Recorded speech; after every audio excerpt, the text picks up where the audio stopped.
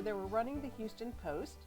This was like in the in the late 1930s. Radio was coming along, and so they were thinking, gosh, we need to get into radio. So Oveta had to actually go to Washington, D.C. to get permission from the FCC in order to buy a radio station, because they were already owning the newspaper and there was that monopoly issue that was coming in. Well, while she was there, World War II was really ramping up. FDR had just instituted the first draft, and the Army was getting 10,000 letters a day from women saying, what are you doing with our husbands? What are you doing with our sons? So she met a general there, General Searles, and he said, gosh, Oveta, you're a newspaper woman. Would you do me the favor, and would you just draft a template letter that we can send these women to say what we're doing? She's like, oh, sure, I'll do that. So she drafts a letter. He's like, that's great. They send it. Well, fast forward a couple of months, he contacts her again, and he says, the women, they are really patriotic too. They want to know, what can they do for the war effort? He said, would you just move to Washington, D.C. for 6 months and run the Women's Interest Bureau for the Army? We'll pay you $1 a year. So she does. She moves to Washington, D.C. She ends up running the Women's Interest Bureau for the Army. She actually runs it for a whole year. When she gets these letters from the women saying what kind of, how's the food, she wrote back, it's getting better all the time. I mean, she was, had this great sense of humor and really worked well with people. So while she was there, the Army was drafting more and more of the men, and they were seeing that, gosh, they were going to kind of run out of men to draft, and women were still interested. So the general came back to her and said, Oveta, we think we might need a women's Army Corps. Would you draw up a plan for it? She said, oh, sure. Now remember, this woman had no military training at all, no military background. But this points to that she was the kind of person that when someone said, hey, would you do this thing? She didn't let the fact that she didn't know anything about it stop her. She would just jump right in and do it. And so she went to France. She went to England to see what they were doing with their Women's Army Corps. She comes back. She draws up a plan. She hands it to the general. He's like, man, this is great. Hey, would you run it? And she said, no. She said, look, I've been away from my home for a year. I've got 2 small children. I need to go back. So she goes back to Houston. A couple months pass.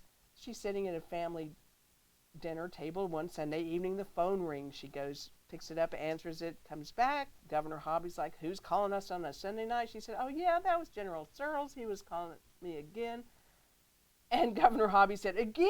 What was he calling you for? And she said, well, he wants me to run that darn Women's Army Corps. And I told him, no, I'm running a major newspaper with you. I've got the kids. No.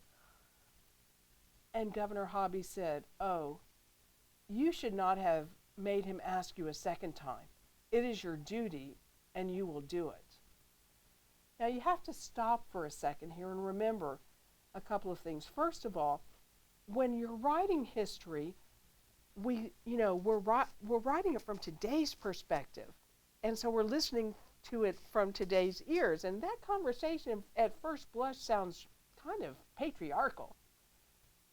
But you can't do that. You have to actually kind of jump back and put yourself in this time and place. They were selling war bonds like crazy. Food was rationed. Pantyhose were rationed. Everyone was in for the war effort. And Governor Hobby knew that Oveta could do this job. When you think about it that way, it was actually a pretty darn feminist thing for him to do. He said, look, don't worry about the newspaper. Don't worry about the kids. I'll keep this here. You go and serve your country, which I think was an amazing feminist thing for him to do. And he also understood that not only was Oveta qualified, but that she was up for the task, that she was up for that challenge, and it pretty much excited her. So what did she do? She went to Washington, D.C. and was sworn in as the director of the Women's Auxiliary Army Corps. Now notice here that it's not the Women's Army Corps, it's the Women's Auxiliary Army Corps, because it wasn't, when it was first formed, it wasn't given full Army status. Here's another picture of that. Now, here's the question. What would you wear to your swearing in? why wasn't she wearing a uniform? I mean, she's got this great hat. I'm a big fan of hats. I think we ought to bring it back, especially in the Texas sun.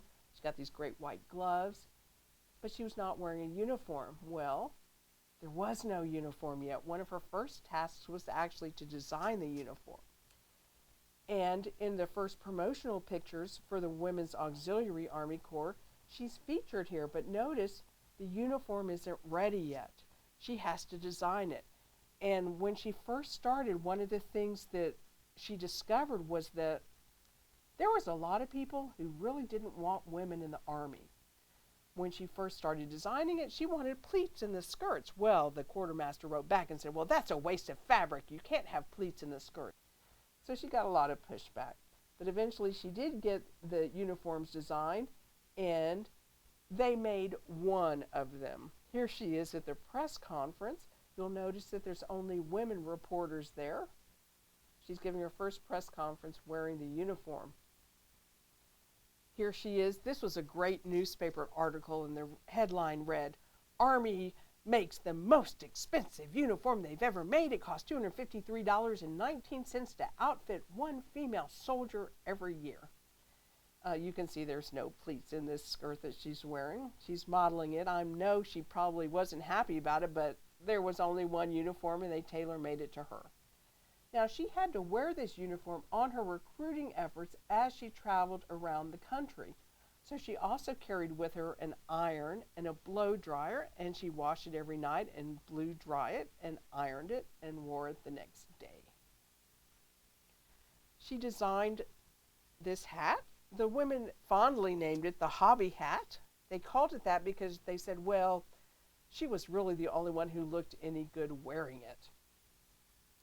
The insignia on it is the Pallas Athene. It's named for the goddess Athena, the goddess of wisdom, and the goddess of war, which I think is pretty aptly chosen. Well, pretty soon they appointed her a colonel. She was actually the first woman appointed a colonel in the U.S. Army. And she was not only excited about that, but they started talking about officers' training school. And she was like, that's great, I want to go too.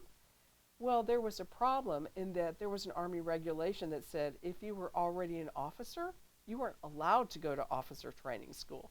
Well, this was a problem for her. She never learned how to march. She never learned how to salute properly. And there she was, part of her job was to review the troops. Well, she didn't really know what she was looking for. Here she is talking to the first graduating class of the Women's Army Corps. Now, one of the things that you can't see from this picture, but I wish you could, on the left-hand side, you see that group of women, and it goes all the way back, but about the first six column of women all the way back, those are African-American women. And Oveta made sure that in the first class of the Officers Training School, Candidate School, and every class thereafter, there were African-American women, because she wanted African-American women to have leadership opportunities and the African-American troops to have black women as their commanding officers. She understood the importance, and she made sure that that happened, which I think was really a wonderful gift that she gave here. Now, when it came time to pay the officers, when it was the first pay period for the doctors, the paymaster refused. He said, well, you know, the Army regulations say that I'm only supposed to pay people, and women aren't people. So this was the kind of attitude that she was up against. But it didn't stop there. When, as time progressed a little bit, some of the female soldiers became pregnant, and the Army was going to give them dishonorable discharges. And Oveta went before Congress, and she said, okay, if you're going to give the women who got pregnant dishonorable discharges, you also have to give the male soldiers who got them pregnant dishonorable discharges. Well, lo and behold, there was a miracle, and all of a sudden the women got honorable discharges and medical treatment. But time after time, Oveta came up against these kinds of roadblocks. She was a newspaper woman, and she understood the importance of photographs and the importance of images. And every time she was photographed wearing her uniform as much as possible, she made sure that she looked regal and that she wasn't smiling. She wanted people to take her seriously, and she didn't want them to think that she was having fun in the job, because she was working tirelessly. She would work 18, 20, 24 hours a day. Sometimes she would work around the clock, go home, take a shower, change clothes, and go back to work. That was the stress that she was under with this job. But the country understood what an amazing thing she was doing, and she was featured on the cover of Time magazine.